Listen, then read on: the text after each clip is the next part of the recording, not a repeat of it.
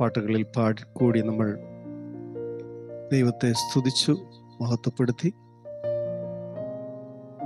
ചില വേദവാക്യങ്ങൾ കൂടി വായിച്ച് കർത്താവിനെ നമുക്ക് മഹത്വപ്പെടുത്തുവാനിടയായി തീരട്ടെ. 26-ാം സങ്കീർത്തനം അതിനാധാരമായി നമുക്ക് വായിക്കുവാനിടയായി തീരട്ടെ.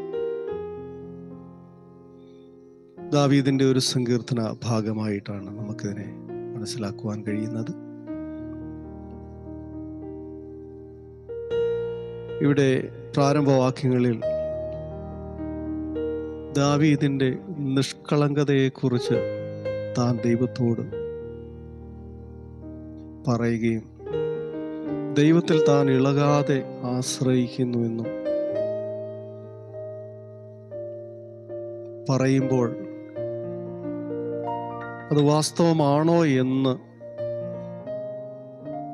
അറിയുവാൻ ദൈവമേ നീ എന്നെ പരിശോധിക്കണമേ എന്ന് ദൈവത്തോട് താൻ പറയുകയാണ്. നമ്മളിൽ എത്ര പേര് ആ നിലയിൽ ചിന്തിക്കുകയും ദൈവത്തോട് പറയുകയും ചെയ്യും? പറയുകയാണിതാ, യഹോവേ എനിക്ക് ന്യായം പാലിച്ചു തരണമേ, ഞാൻ എൻ്റെ നിഷ്കളങ്കതയിൽ നടക്കുന്നു, ഞാൻ ഇളകാതെ യഹോവയിൽ ആശ്രയിക്കും. നിഷ്കളങ്കതയോടെ ദൈവത്തെ സ്നേഹിക്കുകയും സേവിക്കുകയും ചെയ്യുന്ന എത്ര പേരെ നമുക്ക് കാണാൻ കഴിയും? പലരും ഭക്തിയുടെ വേഷം ധരിക്കുന്നവരാണ്, നമുക്ക് എല്ലാവർക്കും അറിയാം. വാസ്തവത്തിൽ നിഷ്കളങ്കമായി ഒരു കളങ്കവുമില്ലാതെ ദൈവത്തെ സ്നേഹിക്കുന്ന എത്ര പേരുണ്ടെന്ന് നമുക്കാർക്കും മനസ്സിലാക്കുവാൻ കഴിയില്ല. ദൈവത്തിന് മാത്രമേ. തൻ്റെ അഗ്നിജ്വാലയ്ക്കൊത്ത കണ്ണിൽ കൂടി നോക്കി അവരുടെ ഹൃദയത്തിലെ നിരൂപണങ്ങൾ മനസ്സിലാക്കി അവർ നിഷ്കളങ്കതയിൽ നടക്കുന്നുവോ എന്ന് ദൈവത്തിന് മാത്രമേ മനസ്സിലാക്കുവാൻ കഴിയുകയുള്ളൂ. എന്നാൽ ആത്മാർത്ഥതയോടെ ഒരു വ്യക്തി പറയുകയാണെങ്കിൽ, അതും ദൈവത്തോട് പറയുകയാണെങ്കിൽ, വലിയ കളങ്കമൊന്നുമില്ലാതെ അദ്ദേഹം പറയുവാൻ ഇടയായി തീരുമെന്നാണ് നാം മനസ്സിലാക്കുന്നത്. അപ്പൊ ദാവീദ് പറയുകയാണ്, ഞാൻ നിഷ്കളങ്കതയിൽ നടക്കുന്ന വ്യക്തിയാണ്. ധൈര്യത്തോടെ താൻ ദൈവത്തോടാണ് പറയുന്നത്. ഈ ലോകത്തിലെ മനുഷ്യരെ നമുക്ക് ഏത് രീതിയിൽ വേണമെങ്കിലും പറഞ്ഞ് അവരെ തെറ്റിദ്ധരിപ്പിക്കുവാൻ കഴിയും. പക്ഷേ ദൈവത്തിൻ്റെ മുൻപിൽ സകലവും നഗ്നവും മലർന്നതുമായിരിക്കുമ്പോൾ നമുക്കൊരിക്കലും പറയുവാൻ കഴിയില്ല, ഞാൻ നിഷ്കളങ്കതയിൽ നടക്കുന്നു എന്ന്. ഇന്ന് രാത്രിയിൽ നമുക്കാർക്കെങ്കിലും അങ്ങനെ പറയുവാൻ കഴിയുന്നെങ്കിൽ ജീവിതത്തിൽ ദൈവവുമായുള്ള നിങ്ങളുടെ ബന്ധം വളരെ അനുഗ്രഹിക്കപ്പെട്ടതായി തീരും എന്ന് ഞാൻ ഉറക്കെ പറയുകയാണ്. ഞാൻ എൻ്റെ നിഷ്കളങ്കതയിൽ നടക്കുന്നു, ഞാൻ ഇളകാതെ യഹോവയിൽ ആശ്രയിക്കുന്നു. യഹോവയിൽ മാത്രം ആശ്രയിക്കുന്ന ഒരു വ്യക്തി എന്ന നിലയിൽ ദാവീദിനെ നമുക്ക് മനസ്സിലാക്കുവാൻ കഴിയുന്നുണ്ട്. പല വാക്യങ്ങളും താൻ പറയുന്നുണ്ട്. മനുഷ്യരിൽ ആശ്രയിക്കരുത്, കുതിരകളിൽ ആശ്രയിക്കരുത്, രഥങ്ങളിൽ ആശ്രയിക്കരുത്, അങ്ങനെയൊക്കെയുള്ളതായ വാക്യങ്ങൾ താൻ പല പ്രാവശ്യം പല സങ്കീർത്തന ഭാഗങ്ങളിൽ അതിനെക്കുറിച്ച് രേഖപ്പെടുത്തിയിട്ടുണ്ട്. അപ്പൊ മറ്റൊന്നിലും താൻ ആശ്രയിക്കുന്നില്ല, ഇളകാതെ യഹോവയിൽ ആശ്രയിക്കുന്നു. ദൈവവചനം ദാവീദ് തന്നെ പറയുന്നു, യഹോവയിൽ ആശ്രയിക്കുന്നവർ എന്നേക്കും കുലുങ്ങാത്ത സിയോൻ പർവ്വതം പോലെയാകുന്നു. ഒരിക്കലും ആ വ്യക്തിയെ തകർക്കുവാൻ കഴിയില്ല, ഇളക്കുവാൻ കഴിയില്ല. ദൈവവുമായുള്ള ബന്ധത്തിൽ നിന്ന് അവരെ ഒരിക്കലും മാറ്റുവാൻ കഴിയില്ല. ആ നിലയിൽ ചിന്തിക്കുമ്പോൾ ദാവീദ് പറയുകയാണ്, ഇളകാതെ യഹോവയിൽ ആശ്രയിക്കുന്നു. പലപ്പോഴും നമ്മളൊക്കെ ചഞ്ചലപ്പെടാറുണ്ട്, ദൈവസന്നിധി വിട്ട് ഓടിപ്പോകാറുണ്ട്, ദൈവത്തെ പഴി പറയാറുണ്ട്, ദൈവത്തെ കുറ്റം പറയാറുണ്ട്, ദൈവത്തിന് മുമ്പിൽ പിറുപിറുക്കാറുണ്ട്, ദൈവത്തിന് വേണ്ട രീതിയിലുള്ളത് കൊടുക്കാതെ നമ്മൾ മാറി നടക്കുന്നവരായി തീരാറുണ്ട്. എന്നാൽ ദാവീദ് പറയുകയാണ്, ഞാൻ ഇളകാതെ യഹോവയിൽ ആശ്രയിക്കുന്നു. ദൈവത്തിൽ മാത്രമുള്ള ആശ്രയമാണ് ദാവീദിന്റെ ജീവിതത്തിൽ എന്നും വിജയത്തോടെ മുന്നോട്ട് പോകുവാൻ തന്നെ സഹായിച്ചിട്ടുള്ളതെന്ന് ദാവീദിന് വളരെ വ്യക്തമാണ് അറിയാം. അതുകൊണ്ട് ദൈവത്തിന് മുമ്പിൽ തനിക്കൊന്നും മറച്ചു വയ്ക്കുവാനുള്ള നിഷ്കളങ്കതയിൽ താൻ നടക്കുന്നു, ഇളകാതെ യഹോവയിൽ ആശ്രയിക്കുന്നു.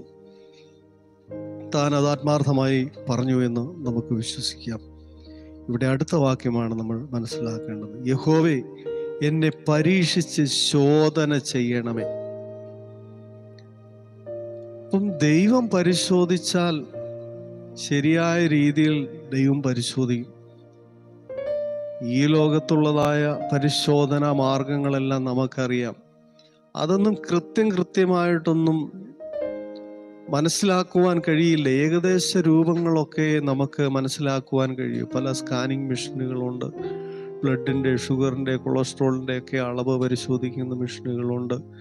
അങ്ങനെ പലതരത്തിലുള്ളതായ സ്കാനിങ് മെഷീനുകൾ ഒക്കെ ഉള്ള നമ്മുടെ ഈ ലോകത്ത് ഒരു മനുഷ്യനെ യഥാർത്ഥമായി പരിശോധിച്ച് അദ്ദേഹത്തിൻ്റെ ഹൃദയത്തിൽ ഇരിക്കുന്ന ഉള്ളിലിരിപ്പ് മനസ്സിലാക്കുവാൻ കഴിയുന്നത് ദൈവത്തിന് മാത്രമേ കഴിയുകയുള്ളൂ. മറ്റാർക്കും കഴിയില്ല.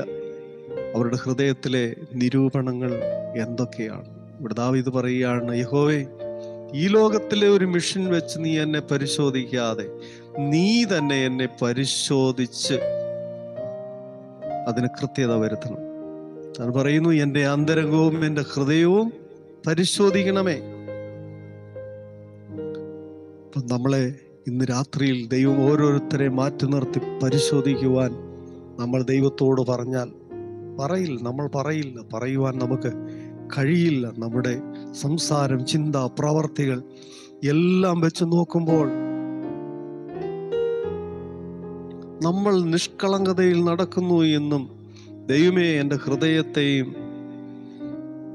അന്തരംഗത്തെയും നീ ശോധന ചെയ്യണമേ എന്ന് നമുക്ക് ആത്മാർത്ഥമായി ദൈവത്തിൻ്റെ മുമ്പാകെ പറയുവാൻ കഴിയില്ല.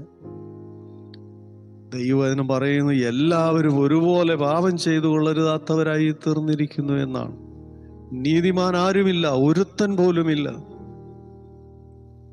അങ്ങനെയെങ്കിൽ ദാവീദ് എന്ത് ബലത്തിലാണ് ദൈവത്തോട് പറയുന്നത്, എന്നെ പരീക്ഷിക്കണമേ, എന്നെ ശോധന ചെയ്യണമേ എന്ന്.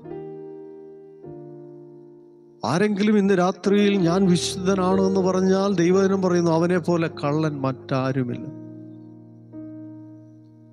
അപ്പോൾ ദാവീദിന് മാത്രമേ അങ്ങനെ ഉറപ്പോടെ ദൈവത്തോട് പറയുവാൻ കഴിയൂ, യഹോവേ, എന്നെ പരിശോധിച്ച് ശോധന ചെയ്യണമേ, എൻ്റെ അന്തരംഗവും എൻ്റെ ഹൃദയവും പരിശോധിക്കണമേ.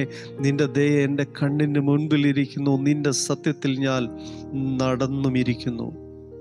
വാസ്തവമായി നമുക്ക് അങ്ങനെ പറയുവാൻ കഴിയും. രാത്രിയിൽ നമുക്ക് ഓരോരുത്തർക്കും അങ്ങനെ പറയുവാൻ കഴിയുന്നെങ്കിൽ തീർച്ചയായും ഇന്ന് രാത്രിയിൽ നമ്മുടെ ഹൃദയത്തെ പരിശോധിച്ച് സ്വർഗത്തിലെ ദൈവം നമുക്ക് ന്യായം പാലിച്ചു തരുവാനിടയായി തീരും. ഇവിടെ ന്യായത്തിന് വേണ്ടിയുള്ളതായ ഒരപേക്ഷയാണ് ദാവീദ് കഴിക്കുന്നത്. അപ്പൊ ന്യായത്തിന് വേണ്ടി അപേക്ഷിക്കണമെങ്കിൽ അന്യായം ചെയ്തിട്ട് ചെന്നിട്ട് യാതൊരു കാര്യവുമില്ല, ദൈവത്തോട് അപേക്ഷിച്ചിട്ട് യാതൊരു കാര്യവുമില്ല.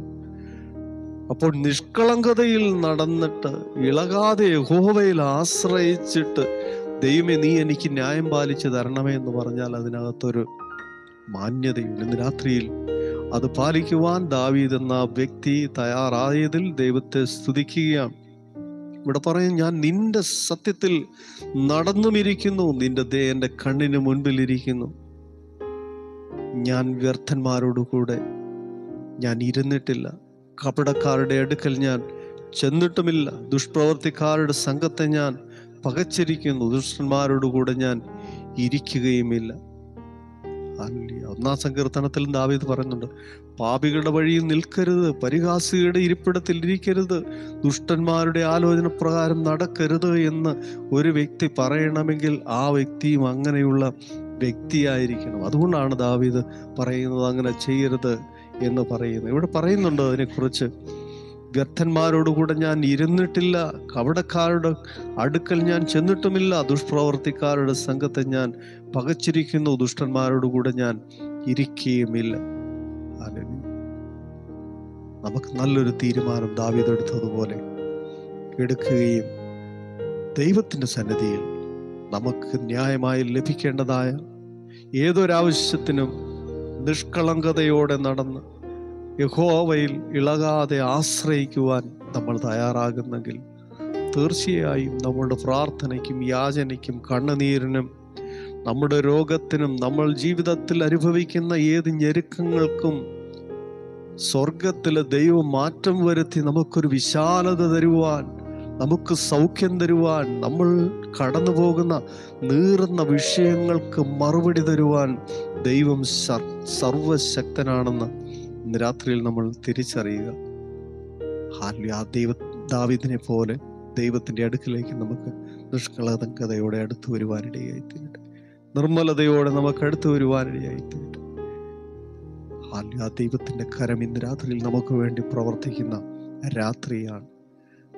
ദൈവം നമ്മളെ പരിശോധിച്ചാൽ നമ്മൾ ദൈവം മുമ്പാകെ നിർമ്മലരാണെന്നും വിശുദ്ധരാണെന്നും ഇന്ന് രാത്രിയിൽ തെളിയുന്നെങ്കിൽ നമ്മൾ അപേക്ഷിക്കുന്ന അപേക്ഷയുടെ മുൻപിൽ സ്വർഗത്തിലെ ദൈവം സ്വർഗം ചായ്ച്ചിറങ്ങി വന്ന് അവരുടെ പ്രശ്നങ്ങൾക്ക് മറുപടി തരുവാൻ കൊണ്ട് ഇടയായി തരും. നമുക്കൊരു നിമിഷം കണ്ണുകളടയ്ക്കാം. പരിശുദ്ധ ദൈവമേ, സ്വർഗീയ പിതാവേ, നിഷ്കളങ്കതയോടെ ഞാൻ പ്രാർത്ഥിക്കുന്ന എൻ്റെ വിഷയത്തിൻ്റെ മേൽ ഇന്ന് രാത്രിയിൽ സ്വർഗത്തിലെ ദൈവം വിടുതലയക്കേണ്ടതിനായി പ്രാർത്ഥിക്കുന്നു.